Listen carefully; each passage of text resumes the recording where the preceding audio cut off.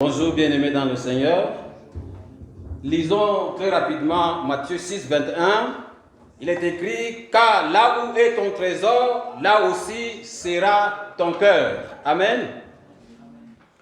Le thème que nous allons partager avec vous, c'est écrit au tableau, maintenant que vous êtes sauvés. Je commence par ce verset qui d'ailleurs n'était même pas dans la prédication d'aujourd'hui. Le Seigneur me l'a inspiré instantanément. C'est que, comme nous venons de le dire, là, car là où est ton trésor, là aussi sera ton cœur. C'est la raison pour laquelle nous avons commencé par ce chant. Et c'est clair, c'est net que si Dieu a votre cœur entre ses mains, si Dieu contrôle votre cœur, il n'a pas besoin de vous demander de lui donner de l'argent. Puisque là où votre cœur se trouve là, c'est-à-dire tout votre être est concentré. Tout votre être y est concentré. Si Dieu a votre cœur, il a tout votre être. Si Dieu a votre cœur, il a votre temps. Si Dieu a votre cœur, il a votre famille. Si Dieu a votre cœur, il a votre argent. Il a vos fortunes. Il a tout entre ses mains. La raison pour laquelle l'exhortation d'aujourd'hui, ça vient comme un complément, le verset que je viens de citer, ça vient compléter ce que j'ai reçu, je crois avoir reçu du Seigneur pour partager avec son peuple. Alors maintenant que vous êtes sauvés, nous avons mis 3 points de suspension. Maintenant que vous êtes sauvés, quelle est la conséquence immédiate? Quelle est l'implication qui devrait suivre dans la vie de celui qui est sauvé? Bien-aimés, permettez que je lise, que je passe, ou bien que du moins que je vous livre totalement ce que je crois avoir reçu comme inspiration pendant que je préparais ce message. Nous allons commencer par ce verset. Dans 1 Corinthiens, le chapitre 6, le verset 20, il est écrit, « Car c'est à un grand prix que vous avez été rachetés. Alors honorez Dieu et rendez-lui gloire par votre corps même, aussi bien que par votre esprit, car tous deux appartiennent à Dieu. » Alors, ce message est une exhortation à une vie de consécration et aussi à une vie de sanctification. La sœur Delphine, pendant qu'elle est en train de rendre ministère à un certain moment, est en train de dire que pourrais-je te donner? Que pourrais-je te donner? Alors, bien aimé, si nous n'avons rien à donner, ce matin, ce que je veux partager avec vous, c'est que vous avez votre corps, vous avez votre cœur, vous avez votre être, vous avez le temps. Tout ceci, vous devez le consacrer à Dieu. Amen. Nous avons beaucoup de choses à donner à Dieu. Le simple fait qu'on se consacre, qu'on se mette à part, le simple fait qu'on se dispose pour accomplir ça, pour accomplir ceci dans l'œuvre de Dieu bien-aimé, ce n'est pas en vain. Maintenant que vous êtes sauvés, l'interpellation de ce matin, c'est que tout ce que nous sommes et tout ce que nous avons appartient à Dieu. Amen. Tout ce que nous sommes et tout ce que nous avons est la propriété de Dieu. Chaque chrétien que nous sommes est appelé à rentrer en lui-même et se dire qu'est-ce que je suis et qu'est-ce que je porte. Qu'est-ce que je suis et qu'est-ce que je porte. Vous allez, par l'aide du Saint-Esprit, pendant que vous posez ces questions, découvrir en réalité que vous êtes un acteur. Ou bien, si je ne veux pas exagérer, vous êtes l'acteur principal de ce qui se passe sur la terre des hommes. Amen. Vous n'êtes pas d'accord? Vous êtes l'acteur principal de ce qui se passe sur la terre des hommes. C'est Dieu qui a fait les choses ainsi. Ce n'est pas moi qui le dis. C'est Dieu qui a placé les choses ou qui les a faites ainsi. Il nous a placés à une position tellement importante. Et cette position a été tellement convoitée par l'ennemi. C'est la raison pour laquelle il a travaillé rapidement pour entraîner les hommes dans une vie de rébellion. Pour introduire, je vais expliquer ce que je suis en train de dire. À titre d'exemple, pour introduire le péché sur la surface de la terre, Satan s'est servi d'un homme. Lorsque Dieu voulait sauver l'humanité, il a envoyé un homme.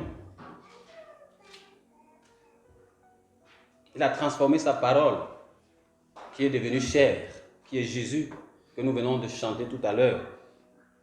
Il est venu sous une forme humaine. C'est des affaires sur la surface de la terre. Dieu aurait pu venir comme ça, comme dans sa nature invisible, et se suspendre dans les espaces et commencer à proclamer.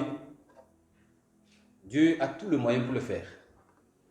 Mais comme c'est les affaires qui sont sur la surface de la terre, Dieu respecte aussi le principe que lui-même a établi, les principes qui régissent la nature. Pour parler à un homme, il faut prendre un code connu de l'homme. La raison pour laquelle sa parole s'est incarnée, a pris la forme physique. Alors, lorsqu'il fallait envoyer Jésus à la croix, on avait toujours besoin du concours des humains. Judas a joué un rôle très important.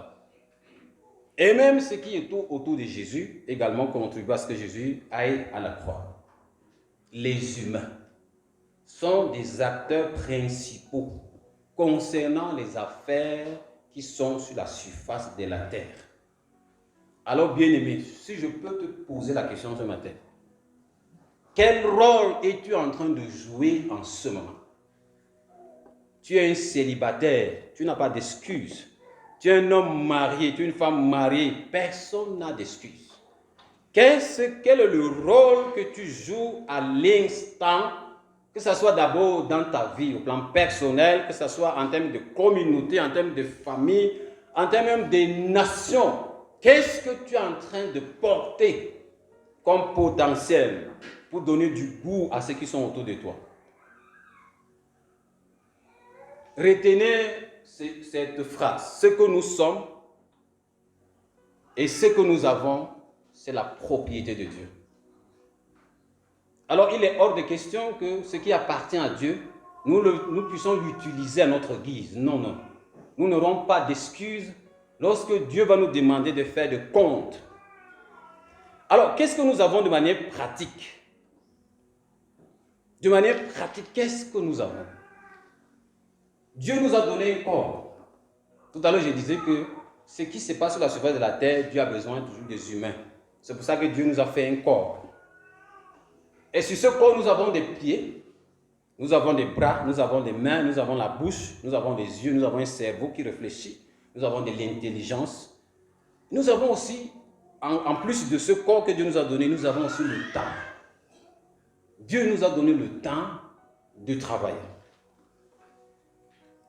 Alors, c'est une grâce d'avoir les pieds, bien-aimés. Si vous marchez ici dehors, vous allez trouver des personnes qui ont certes des pieds, mais des pieds invalides. Mais nous avons des pieds qui nous permettent d'aller et de revenir. Nous avons des mains, nous avons un cerveau valide qui réfléchit. Dieu a mis toutes ces choses-là à notre disposition pour le service. Ce n'est pas pour nous-mêmes, c'est pour le service. Nous ne devons pas en disposer comme nous le voulons. Le Seigneur dit que nous devons nous en servir pour bâtir des vies, alors pour construire son royaume. Qu'est-ce que j'essaye de dire?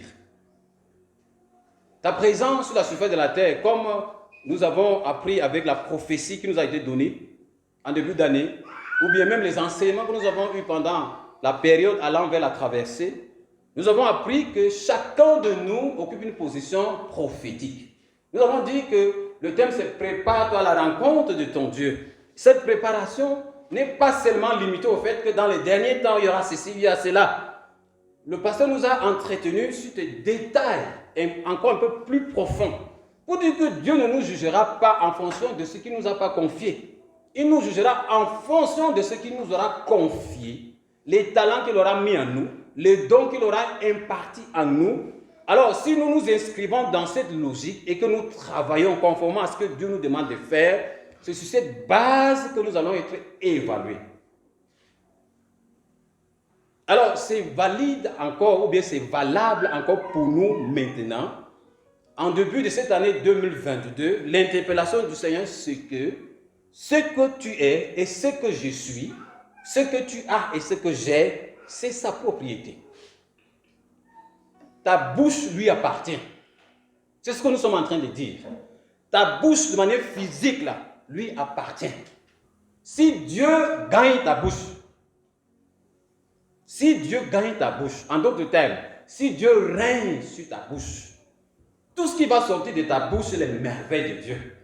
Tu ne peux plus calomnier, parce que Dieu règne. Dieu n'est pas dans la calomnie, Dieu n'est pas dans la médisance, Dieu n'est pas dans les critiques, Dieu n'est pas dans la manifestation des haines. Il est dans l'amour, il manifeste l'amour. Quelqu'un a dit, Dieu ne nous aime pas parce que nous sommes aimables.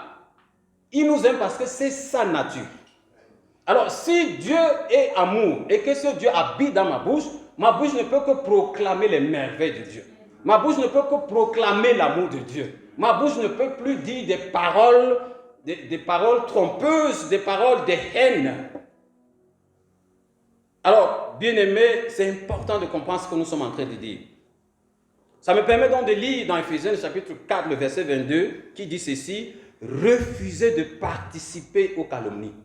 Ne laissez aucun propos blessant ou inconvénient ou simplement inutile franchir le seuil de vos lèvres. Cherchez le mot qui aide et encourage. Que chacune de vos paroles contribue au progrès spirituel des autres.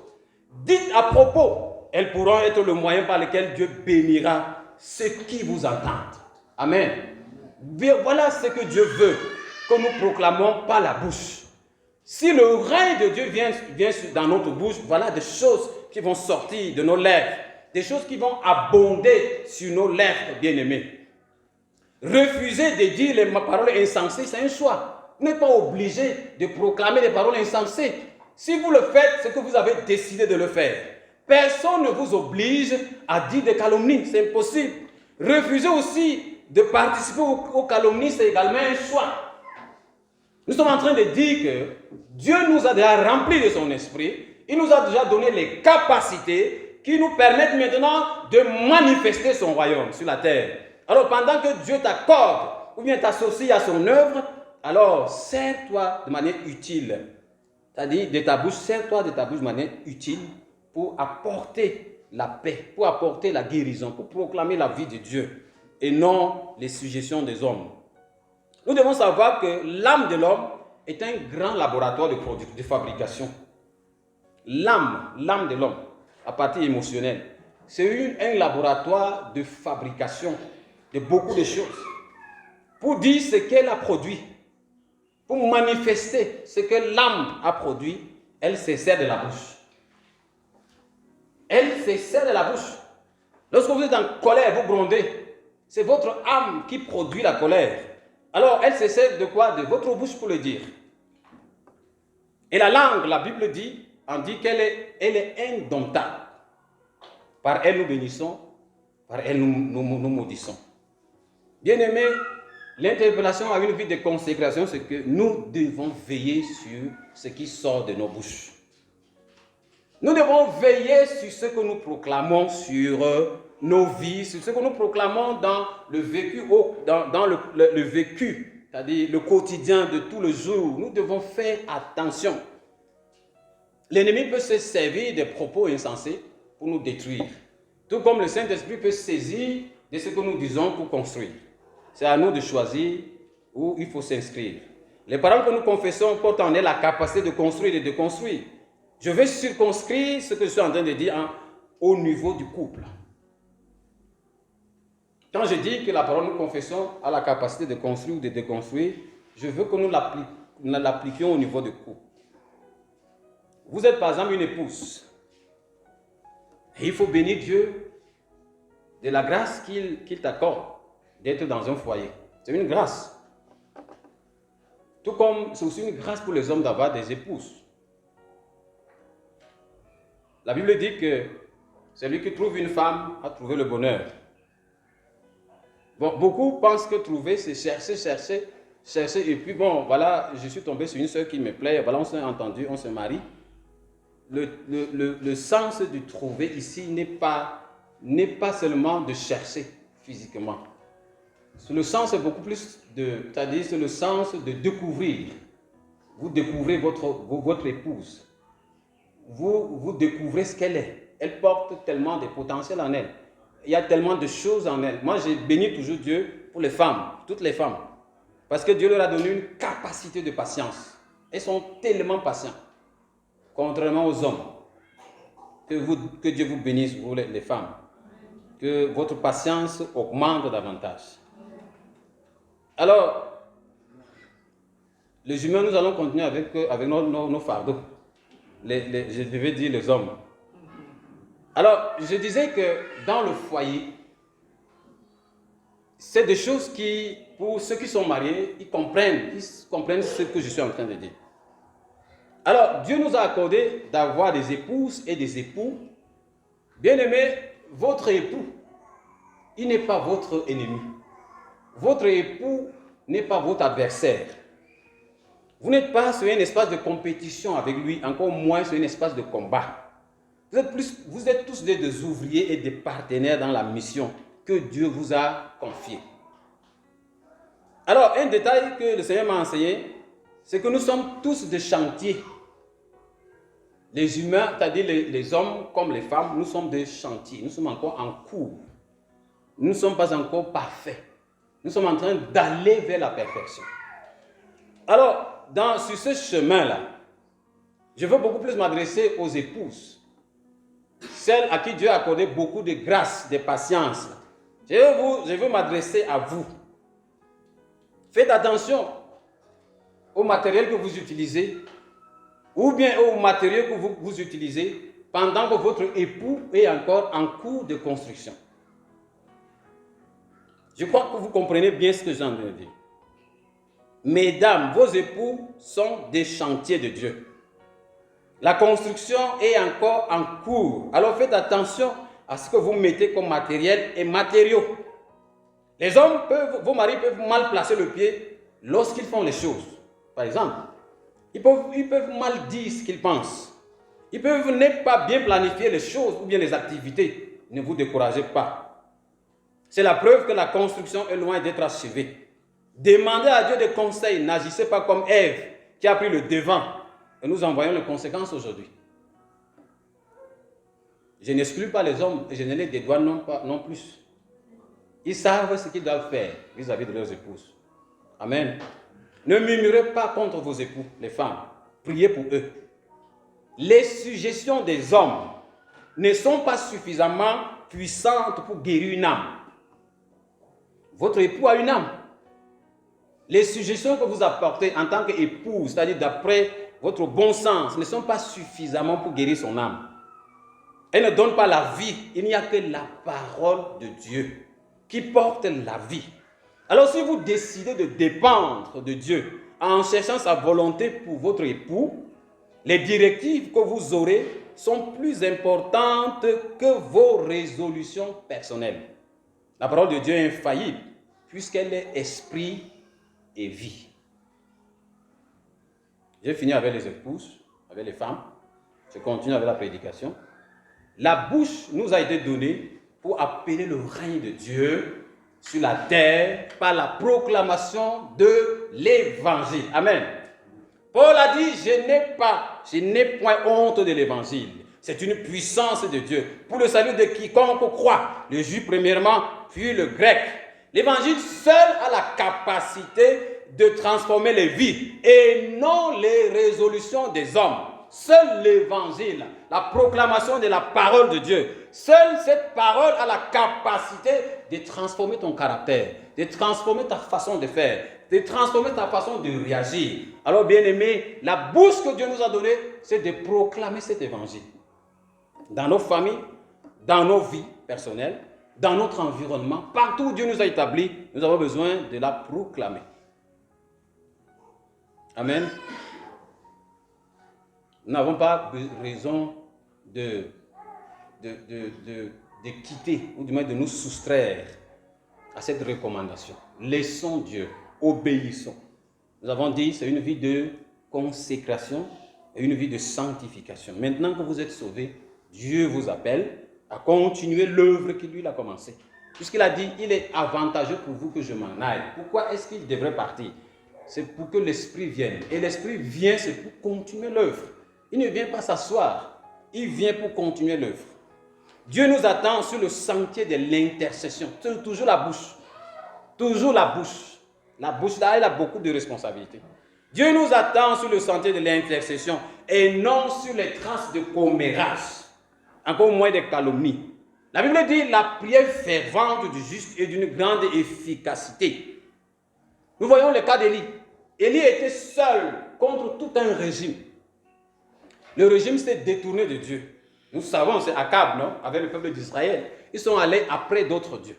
Ils se sont entourés de faux prophètes. Ils ont tellement soulevé la colère de Dieu. Alors Dieu dit que je vais m'occuper de ce peuple. Il suscite un homme, Élie, le Tishbite. Il va se présenter devant Akab. Il va lui dire qu'il n'y aura ni pluie ni rosée sur la terre pendant 3 ans et demi. Sinon, à ma parole. Et quand le moment est venu pour que la pluie revienne, Élie a prié. Élie a prié. La prière fervente, bien-aimé, un seul juste dans cette ville. Je crois fermement qu'un seul juste dans cette ville peut tenir la ville. Un seul juste qui s'élève et qui prie véritablement. Il a la capacité de tenir la ville entre ses mains. La preuve, c'est là avec Élie. Il a tenu tout le peuple d'Israël. Akab a vu la puissance de Dieu. Et le peuple a compris à réaliser que le Dieu que Élie sert, c'était le véritable. Qu'est-ce que nous faisons de l'Esprit de Dieu qui nous a donné? Élie était aussi, l'Esprit de Dieu reposait sur lui. C'est l'Esprit de Dieu qui lui a donné cette capacité. Et le même Esprit habite en nous. Le même Esprit nous a donné cette force. Nous a donné, il est avec nous, il est de notre côté. Il n'est pas contre nous. Nous combattons avec lui en nous. Qu'est-ce que nous faisons de cet Esprit? Le ciel demande en ce moment, qui comme Élie peut porter ma voix? Qui comme Élie peut parler dans cette ville? Qui comme Élie peut amener le règne de Dieu dans cette ville? Bien-aimé, qui? Qui comme Élie peut appeler le règne de Dieu dans cette ville? La volonté de Dieu, c'est que son règne vienne. Dieu n'est pas contre le fait que son règne vienne ici. Il veut même que son règne vienne. Mais comme nous avons dit que l'acteur principal sur la terre, c'est l'homme, nous avons besoin de comprendre le langage de Dieu. Nous avons besoin de comprendre les signes que Dieu nous envoie. Ne contentons pas de nous-mêmes, ne nous concentrons pas sur nous. Concentrons-nous sur l'œuvre de Dieu. La saison est à la moisson des âmes, bien-aimés. Voilà encore une autre interpellation. La saison est à la moisson des âmes. Jean 4, verset 35. Vous dites en ce moment encore 4 mois et c'est la moisson, n'est-ce pas? Eh bien, moi je vous dis, ouvrez les yeux, regardez les champs. Déjà les épis sont blancs, prêts à être moissonnés. Déjà les épis sont blancs, prêts à être moissonnés. Dieu dit qu'il a tout apprêté.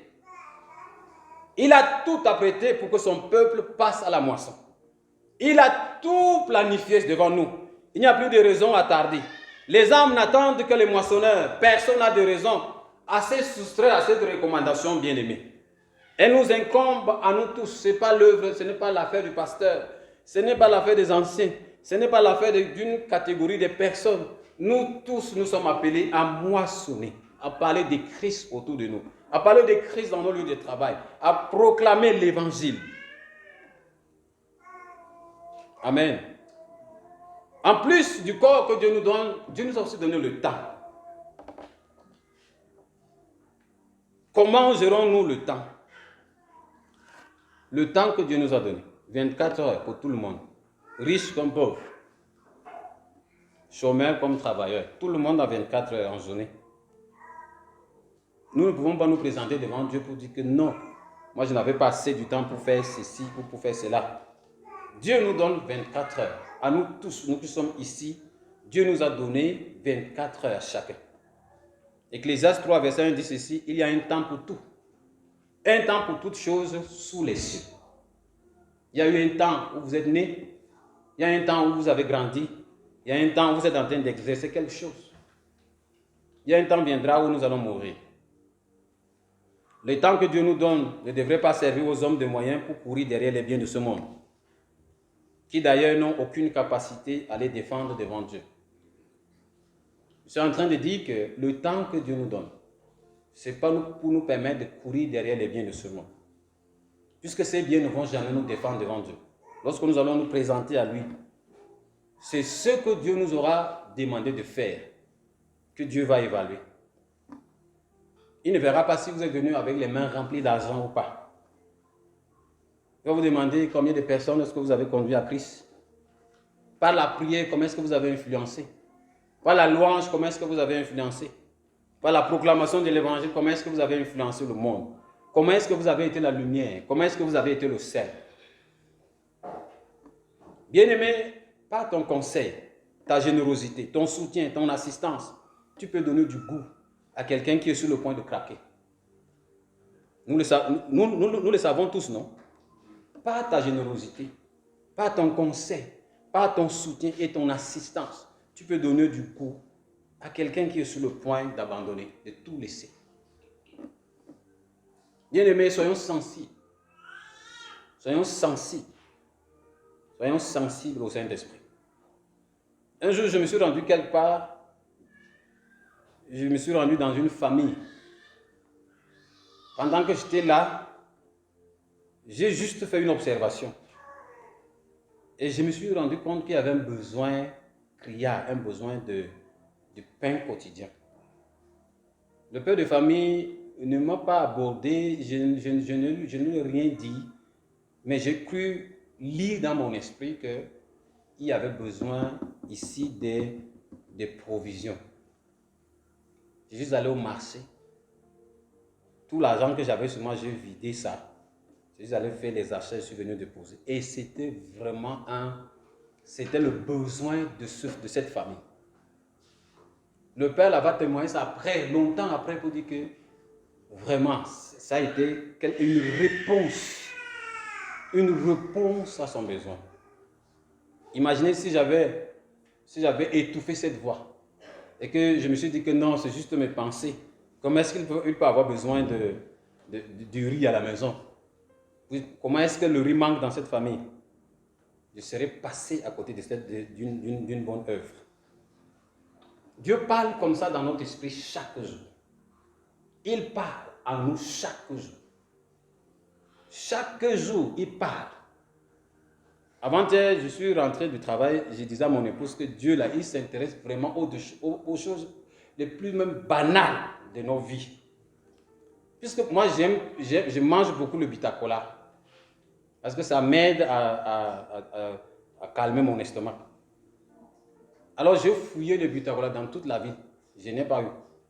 Je suis rentré au travail et je me suis senti mal toute la journée. J'avais des malaises toute la journée. Et je suis rentré le lendemain matin quand je partais au travail. J'ai dit à mon épouse que vraiment, j'ai fouillé dans toute la ville, il n'y a pas de bitacola. Je ne sais pas comment est-ce que je vais faire. Mais ce que j'ai oublié, c'est que la nuit, je fais un rêve où j'étais en train d'aller au travail. Et dans le rêve, je suis arrivé quelque part, j'ai trouvé un jeune homme avec des bitacolas sur la tête. Je lui ai dit que non, pardon, viens avec le bitacola, je vais acheter. J'ai acheté, il y avait les gros bitacolas comme ça. J'ai acheté dans le rêve, j'ai acheté. Je lui ai dit que, mais comment est-ce que dans toute la vie, il n'y a pas de bitacola? Toi, tu as le bitacola. Il me dit que non, moi, je prends pour moi à Garoua. Et ça vient du Nigeria. Quand pour aller au travail, je passe généralement par l'aéroport. Ce jour, mon épouse me dit qu'elle va aller au travail, je dois la déposer. En passant donc par son lieu de travail, j'ai vu que repartir encore par là-bas, c'est loin. Je suis passé directement par la gare. J'arrive au niveau de la gare, pendant que je descendais, je vois un garçon monter avec son assiette sur la tête, avec le bitacola dessus. Je me suis arrêté, je suis sorti du véhicule, il était déjà parti loin. Je l'ai poursuivi jusqu'après, je l'ai vu descendre avec le bitacola. Mais je lui ai dit que jeune homme, comment je cherche le bitacola ici? Il m'a dit que voilà, un à 100 francs. J'ai pris pour 1000 francs. Je lui ai dit que mais, toi tu prends ça. Oui, il m'a dit que moi je prends mon bitacola à Garoua, ça vient du Nigeria.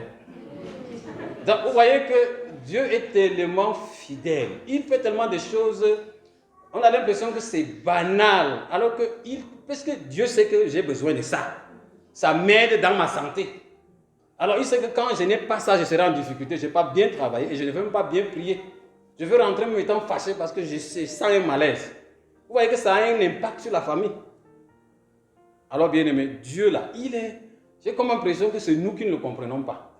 Nous voulons l'écarter. Il y a des choses que nous pensons que ça là, je peux le faire naturellement. Dieu, tu n'as pas besoin de t'intéresser à ça. Ça, c'est évident. Moi-même, je le fais. Il n'y a rien d'évident. N'est-ce pas, le pasteur a dit que même le cube, bien même le sel que vous voulez mettre dans la sauce, il faut demander au Saint-Esprit. Parce que si ta main glisse là, s'il y a glissement des mains dans le sel, ça peut donner maladie à Payada, Mamagi. Donc prie que Dieu te donne de bien gérer ton temps à la cuisine, de bien gérer ton temps à la maison. Alors bien aimé, j'étais en train de dire que le temps que Dieu nous donne est tellement important. Ça nous permet de travailler pour lui. Au-delà de ce que nous devons aussi travailler pour nos familles, nous occuper de nos familles, nous devons travailler pour l'œuvre de Dieu. Passe le temps avec Dieu dans la méditation de sa parole. Passe du temps dans la chambre de prière. Ta chambre peut être une chambre ambulante. Je ne vous demande pas de vous stabiliser à la maison. Dans votre lieu de travail, vous pouvez maintenir une atmosphère de prière. Passe du temps avec Dieu. Tu en sortiras avec une pensée pour ta nation. Tu en sortiras avec une pensée pour ta famille. Tu en sortiras avec une pensée pour le ministère que Dieu lui-même t'a confié. Le temps nous a été donné pour prendre soin aussi de nos familles. C'est important, bien-aimés. C'est important. C'est important de prendre ça au sérieux. Le temps que Dieu nous a donné, c'est aussi pour prendre soin de nos familles, en donnant une bonne éducation à nos enfants. Si beaucoup de mariages échouent ici dehors, il faut aussi interroger l'éducation des bases que nous avons données à nos enfants. Si le mariage échoue ici dehors, je vous donne comme tu peux interroger le type d'éducation que ces deux-là ont reçu dans leur famille pendant l'éducation de base. L'Église est interpellée, bien-aimés. Beaucoup ont confié l'éducation de leurs enfants aux médias. C'est la télé, c'est l'Internet, c'est le feuilleton, c'est les dessins animés, c'est ceci, c'est cela. Connaissons-nous vraiment le témoignage de ceux qui sont derrière ces films? Celui qui est resté derrière son clavier, qui a conçu son dessin animé, est-ce que vous connaissez sa pensée? Est-ce que vous connaissez la philosophie avec laquelle il a élaboré ce film? Est-ce que vous connaissez vraiment ce Tintin? Vous connaissez ce qui est à l'intérieur? Bien-aimés, faisons attention. Le temps que Dieu nous donne, c'est aussi pour nous occuper de nos familles. Alors, donnons une bonne éducation à nos enfants. Chaque enfant qui est surpris dans un délit quelconque ici dehors, que ce soit en train de voler, en train de tricher, en train de faire quoi que ce soit, sort d'une famille. Il n'est pas tombé du ciel, il sort d'une famille. Ce qu'il manifeste devant la société, en termes d'écart de comportement, c'est l'aboutissement d'une éducation qui a été mal faite ou bien qui n'a pas bien fonctionné. C'est une interpellation, bien aimée. En tant qu'enfants de Dieu, nous devons nous occuper de nos familles, de nos enfants. Alors, quel autre moyen aussi, au-delà du corps que Dieu nous donne et du temps que Dieu nous a donné pour le service, c'est quoi? Il y a quoi? Quel autre moyen Dieu nous a aussi donné? Son esprit. C'est l'esprit qui reposait sur Jésus, nous l'avons aujourd'hui. Luc 4, 18 dit ceci: l'esprit du Seigneur est sur moi, parce qu'il m'a oint pour annoncer une bonne nouvelle aux pauvres. Il m'a envoyé pour guérir ceux qui ont le cœur brisé. Ça, c'est Jésus qui dit. L'esprit de Dieu reposait sur Jésus. Pour accomplir sa mission, Jésus avait besoin de la puissance de Dieu qui a accouché l'Église. Dans le contexte de ce verset, quand Jésus dit « l'Esprit du Seigneur est sur moi », le mot « esprit » en grec, là, c'est pneuma. Pneumatique, non? Le pneu, il y a le vent dedans, non? C'est ça qui gonfle, n'est-ce pas? C'est le vent. Le vent de Dieu est sur moi. Le souffle de Dieu est sur moi.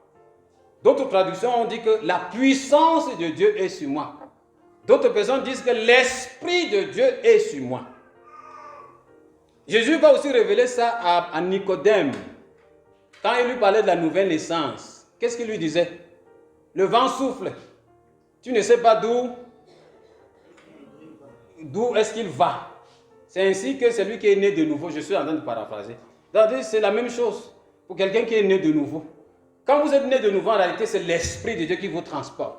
Il vous amène là où il veut. Les hommes peuvent ne pas comprendre. Les hommes peuvent mal apprécier le mouvement du vent. Parce que le mouvement du vent ne tient pas tellement compte de vos raisonnements, de vos paramètres. Il est imprévisible. On ne peut pas prévoir le vent du Saint-Esprit. Il était sur Jésus, ce vent. Il l'a transporté partout. Jésus a passé tout son temps à prier, à venir guérir les malades, à transformer, à guérir les cœurs qui étaient brisés. Et le même esprit, Dieu nous dit qu'il habite en nous, il est sur nous maintenant. Bien aimé, écoutez ceci.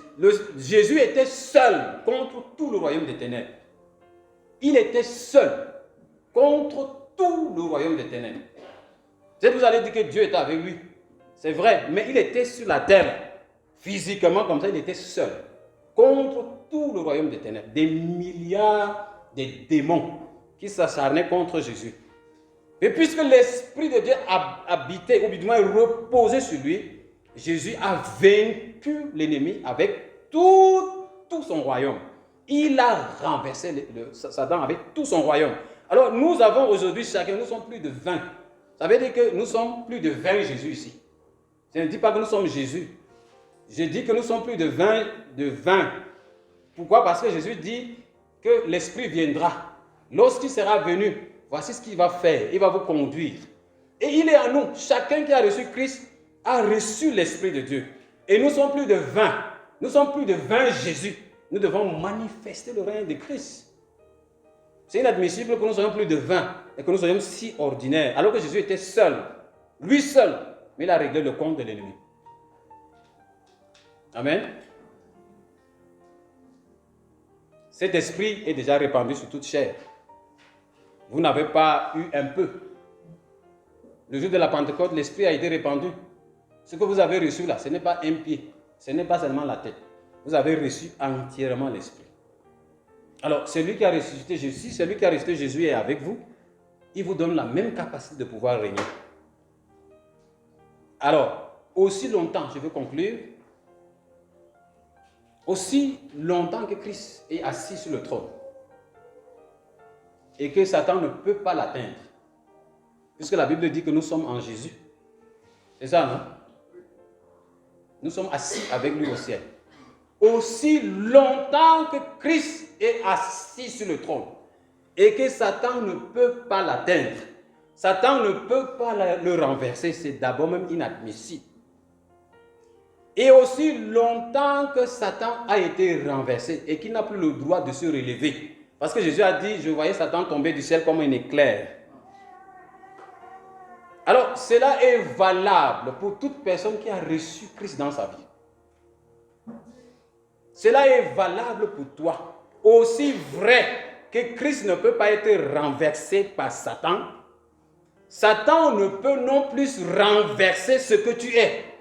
Ta destinée ne peut pas être retenue captive par Satan. C'est impossible. Sinon, Christ n'a pas tous les moyens de sa politique.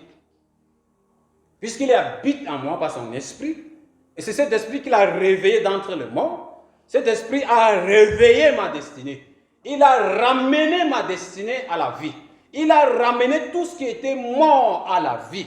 Il m'a arraché de la mort. Il a fait de moi un privilégié, un acteur principal sur la surface de la terre. Bien-aimé, aussi longtemps que Christ est avec toi dans la barque, aussi vrai qu'il ne ment pas et est fidèle à sa parole, peu importe la taille des vagues auxquelles tu fais face, tu ne périras jamais. Amen.